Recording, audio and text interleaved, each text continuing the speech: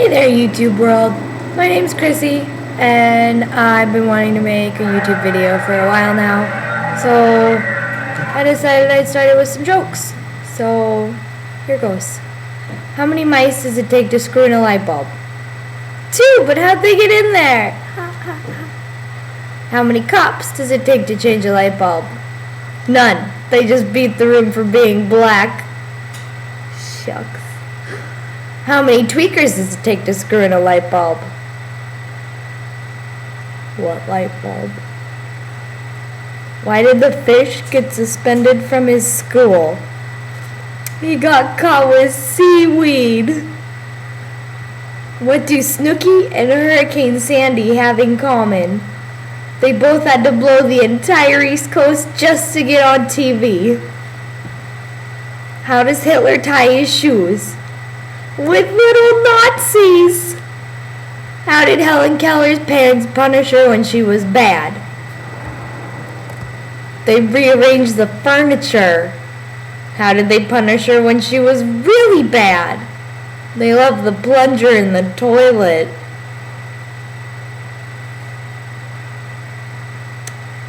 Yeah. What's the difference between a pile of 250 dead babies and a Mercedes-Benz? I don't have a Mercedes-Benz in my garage. What's better than my pile of 250 dead babies? The live one at the bottom eating his way out. What's better than that? When he goes back for seconds. How do you make a baby float? 2 possible answers. Either you take your foot off his head, or you add root beer. Yummy. How do you fit a baby into a milk carton? With a blender. How do you get him out? With a straw. What's the difference between a clan of conniving midgets and a girls' track team? Well, the conniving midgets are a bunch of cunning runts. What's another good one?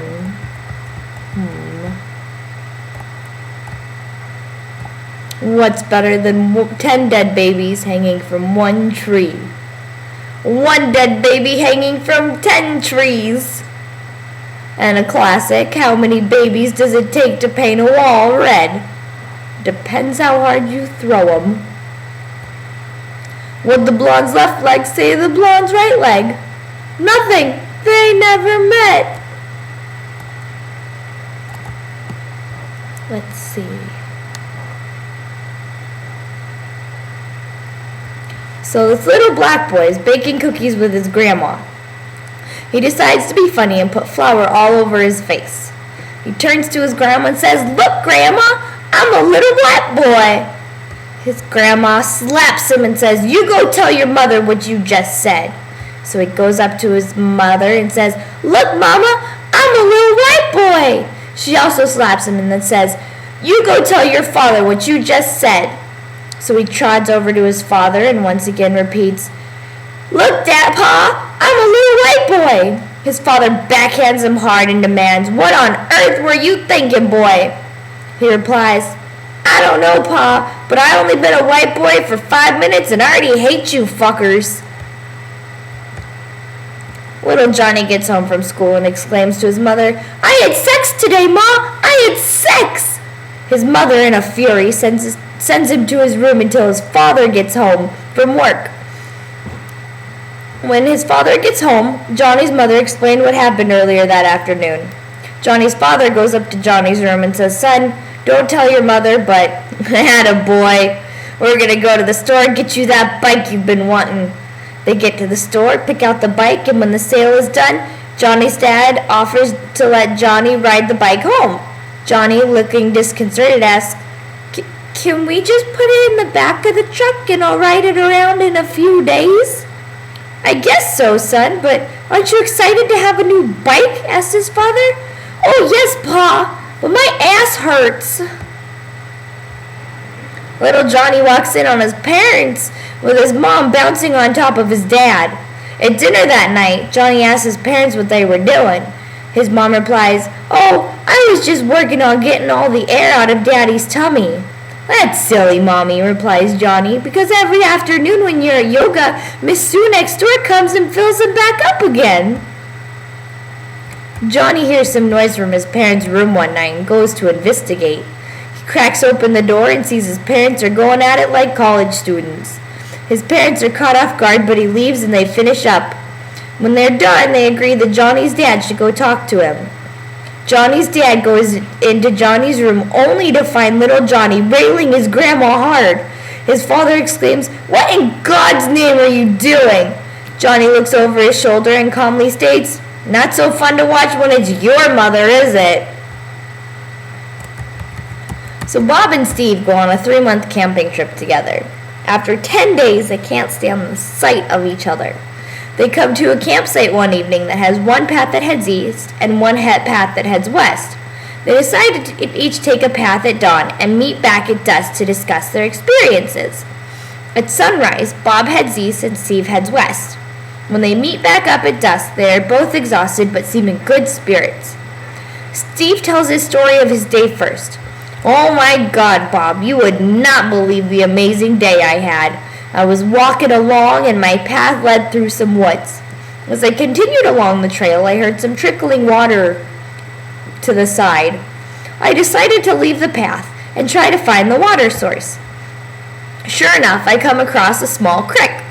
I followed it for about 2 miles to its head, which was the most beautiful, pristine pond I've ever seen. I don't think this pond has ever been seen by another human being. The water was easily 20 feet deep, clear as the eye can see. Fish of every imaginable color swimming, deer drinking at its edge, birds singing the most melodious songs. It was heavenly. I took my shoe off, dipped my foot in the water, and sure enough, the water was perfect. I stripped down and got in. It was amazing. A truly spiritual experience. I probably stayed in the water for 2 hours. I noticed the light was starting to fade, so I got dressed and headed back. How was your walk?" "Well, Steve, I was walking along my trail and I came to some railroad tracks and, like you, decided to venture away from the trail. About 1.5 miles down the tracks, I came across this woman, tied naked to the tracks. I did the only thing I could and untied her. She was so thankful she was speechless. We had sex for hours. It was the best sex I've ever had." "What?" exclaimed Steve. "That's nuts! Did you get any head?" Bob pauses for just a moment, and then replies, "Nah, couldn't find it." So a 26-year-old challenged but rather functional woman is living with her mother. Her mom likes to send her on errands to help her feel useful from day to day. One day, her mother gets home late from work and asks her daughter to run to the store to pick up 5 pounds of mackerel. "5-pound mackerel! You got it, Mom!" She gets to the store, goes to the butcher block, and says to the man behind the counter, "5-pound mackerel, please." The man replies, "I'm sorry, what was that?" "5-pound mackerel, please." This goes on for about 15 minutes, the young man unable to understand the poor girl, and the girl unable to convey her need. Finally, she gets an idea. She shoves her hands into her panties and rubs vigorously for about 10 seconds and shoves her hand into the man's face. He nearly falls backwards, exclaiming, "Holy mackerel! 5-pound, please!" So this penguin is driving from New Jersey to California after Hurricane Sandy hits. All is going well until he's in Phoenix, Arizona, and his car breaks down. He's luckily near a mechanic and takes it in. The mechanic explains that it will be about 45 minutes until he will have a good idea on what happened with the vehicle, but that there's a grocery store across the street with a frozen food section he is certain the penguin will love.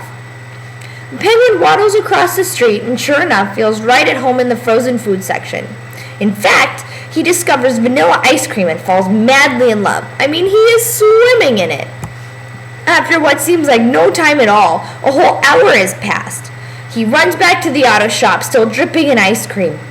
The mechanic rolls out from under the penguin's car and says, "Well, it looks like you blew a seal." The penguin protests immediately, "No, it's ice cream, I swear." A blonde, a brunette, and a redhead are sitting in a bar talking about their sexual prowess. The brunette says, "My boyfriend is so good he can fit his entire fist in my vagina." The redhead says, "Oh yeah?